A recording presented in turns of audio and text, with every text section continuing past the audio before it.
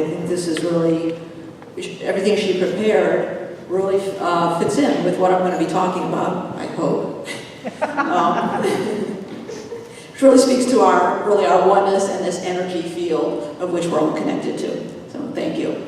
And thank you for this opportunity to be up here. It has been a while since I've been up here speaking. I am a little nervous, and I was sharing that with a roommate this morning, and she said to me, remember this, you're speaking in front of people who like you.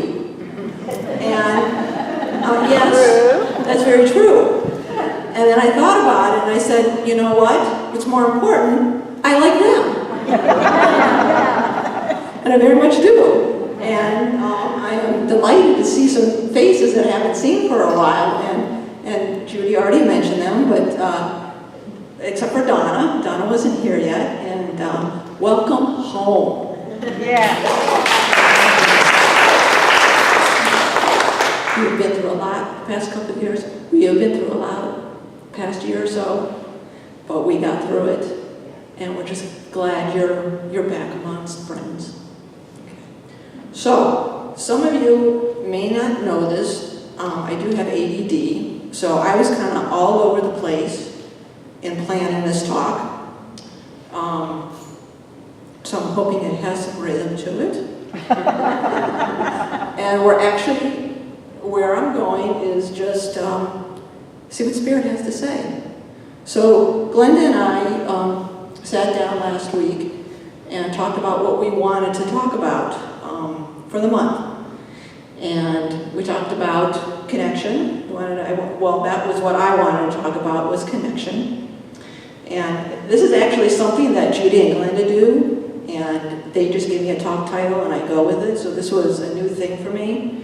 And I must have looked like a deer in headlights. I said, Stacie, what do you want to talk about? It's like, what inspires you? So I had to think about it. So, for this month, I think where we want to go is keeping our eyes on that which doesn't change. And so I think really how this has, how today's talk has developed, I'm going to take us kind of back to the beginning and kind of back to our basic ideas that we talked about and we recited this morning. So, and they really are a comprehensive guide for healing, transformation, and to just living life, fully in the present and engaged. They definitely are about connection. So the first one, is that there's one power, one presence.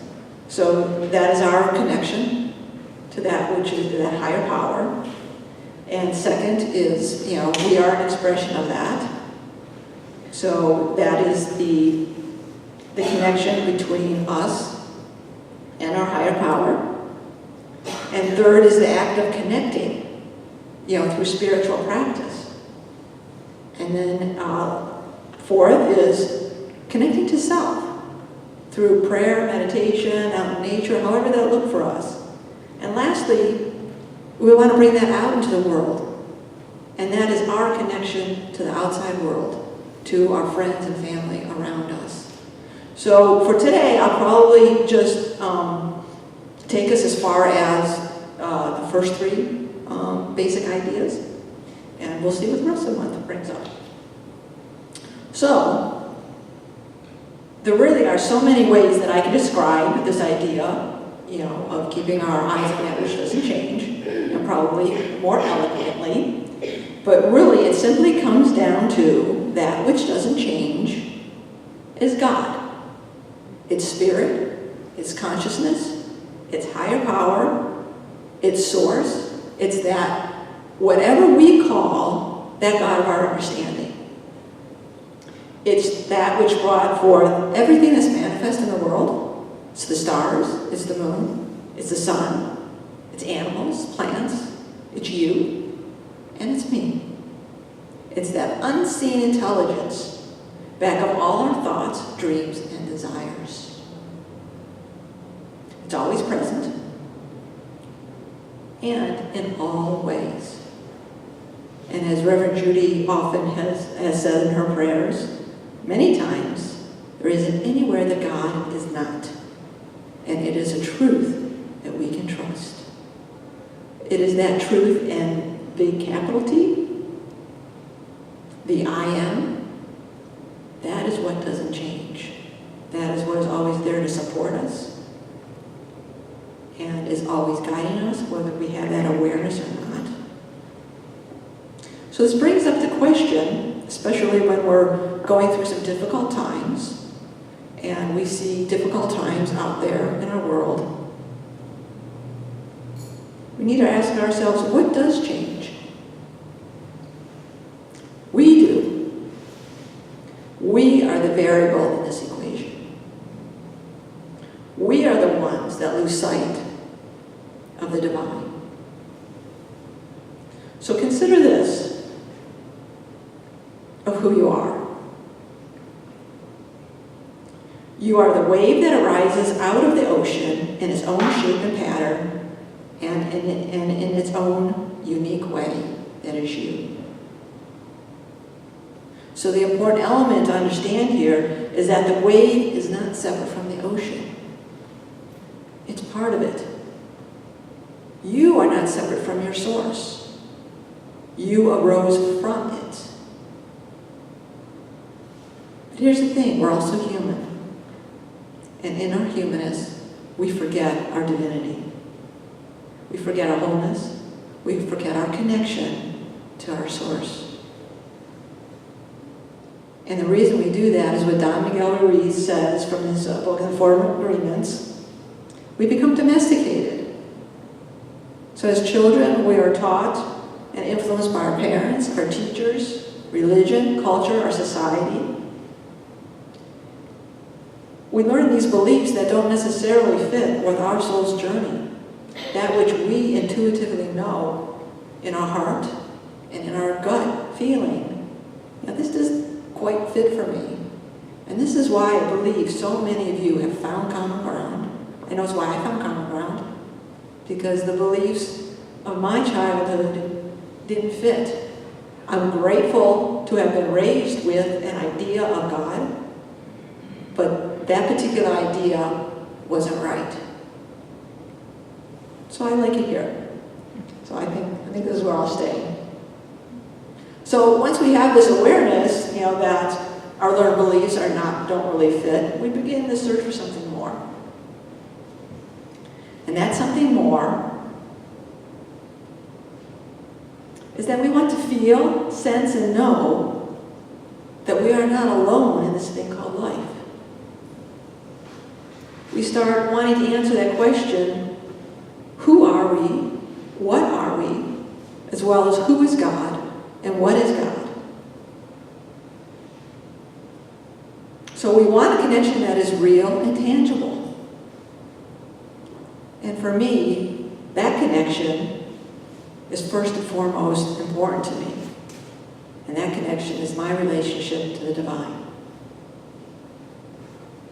And I know in my heart that it has always been there, whether I've put intention and untention to it. And I know that because I'm still here. So, how do I make that connection? So this gets us, we've talked about the first principle is one presence in the world, only one God. We are an expression of that divine. And then 3, we need to make connection to that. So there's many ways to do that. We can just simply breathe. And everything that we do, we want to do it with the intention of I am connecting with spirit. I am connecting with my higher power. So there's breathing, there's exercising, there's meditating, there's prayer, there's being out in nature, there is connecting with your friends, seeing the God in them. So my latest way of connecting with spirit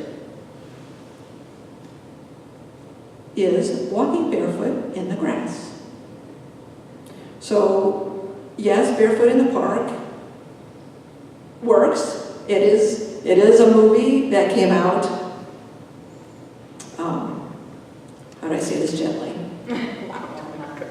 Long time ago. With Jane Fonda, and I wrote it down, Robert Redford. Okay. I know I like women, but Robert Redford is a handsome man. So.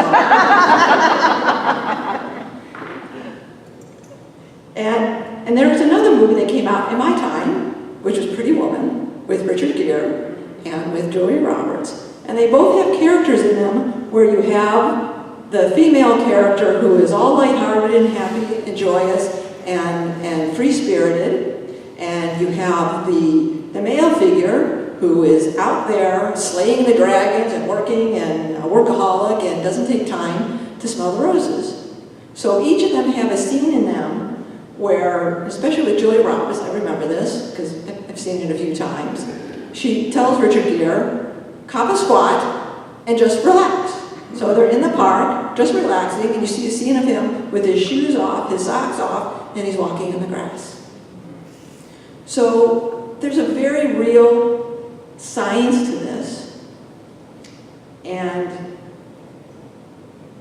it has a name to it. It's called earthing. So this is what it's about.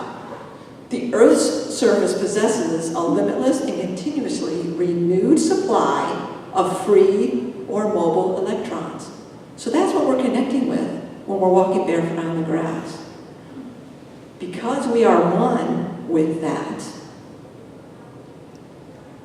we merge with it when we're actually barefoot. Our electrons and their electrons just merge together.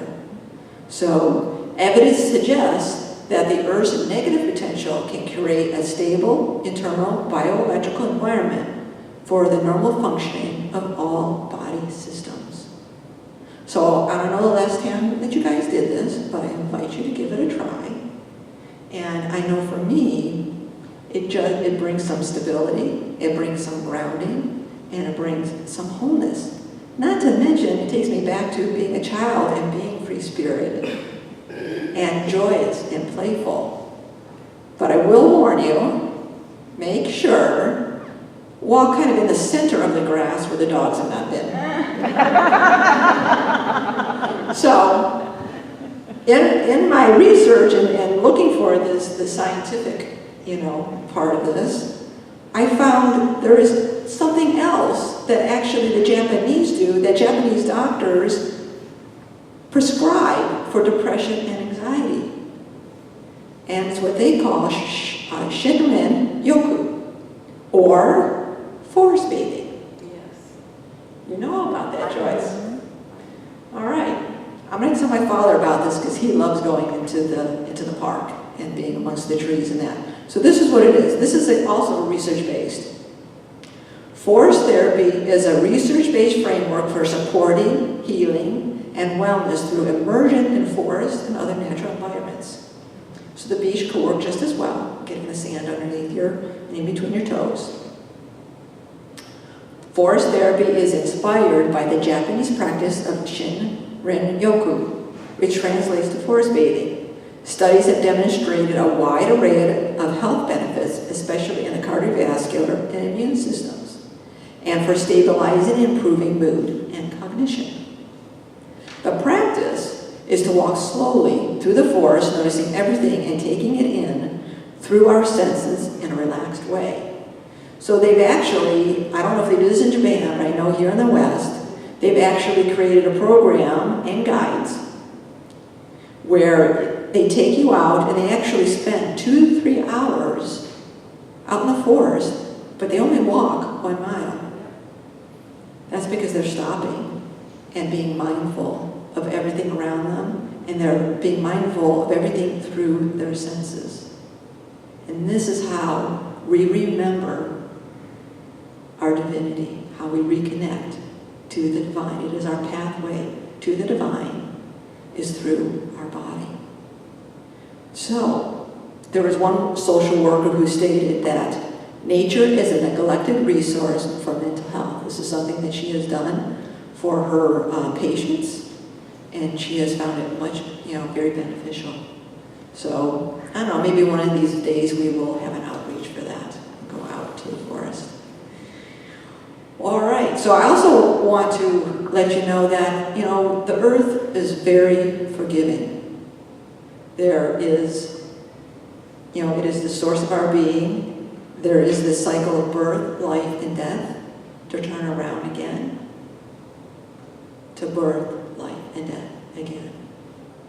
So I know a couple weeks ago there were many questions when we did a Q&A with Judy about forgiveness. So I know the earth is going through a lot right now, but the earth needs your light.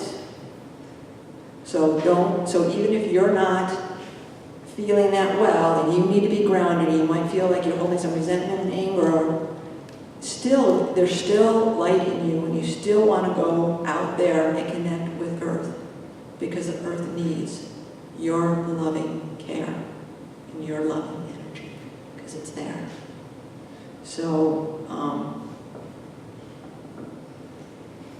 think I already said that too, we really want to do this in an intentional manner. So, that really takes me to what I wanted to share with you today. And I do want to let you know that which doesn't change is a real and present energy. It is a felt resonance that we all need to do. And we just need to get quiet enough and set the intention to do it. So, this is my wish for you, is that you have many moments of sand beneath your toes, grass within your toes, and just enjoy the earth, enjoy being present in this light. Thank you very much.